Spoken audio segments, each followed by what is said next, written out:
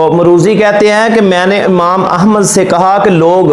حضرت عائشہ صدیقہ رضی اللہ عنہا سے روایت کر دیتے ہیں کہ وہ فرماتی ہیں کہ جس نے یہ گمان کیا کہ محمد صلی اللہ علیہ وآلہ وسلم نے اللہ کو دیکھا ہے اس نے اللہ تعالیٰ پر جھوٹ باندھا ہے۔ تو ہم سیدہ عائشہ کے اس قول کا جواب کیا دیں؟ اور امام احمد کہتے ہیں کہ نبی صلی اللہ علیہ وسلم کے فرمان کے ذریعے جواب دیو۔ انہوں نے کہا وہ کیسے؟ تو کہنے لگے آپ صلی اللہ علیہ وسلم کا فرمان اللہ کو دیکھا ہے، سرکار کا فرمان ہے نا کہ میں نے اللہ کو دیکھا ہے، ما ذاق البصر وما طغى، ٹکٹکی لگا کر دیکھا ہے۔ یہ رسول اللہ کا فرمان اما عائشہ صدیقہ کے اس فرمان سے بڑا ہے کہ وہ کہتی ہیں کہ جو کہتے ہیں کہ نبی نے اللہ کو دیکھا ہے اس نے اللہ پر جھوٹ باندھا۔ امام احمد بن حنبل فرماتے ہیں رسول اللہ صلی اللہ علیہ وسلم کا یہ فرمان، خود کا فرمان کہ میں نے اللہ کو دیکھا ہے، ما ذاق البصر وما طغى، ٹکٹکی لگا کر دیکھا ہے اور بڑی احسن صورت میں دیکھا ہے کہ سرکار کا یہ اپنا فرمان اما عائشہ صدیقہ کے فرمان سے بڑا ہے۔ تو جب یہ اصول ہے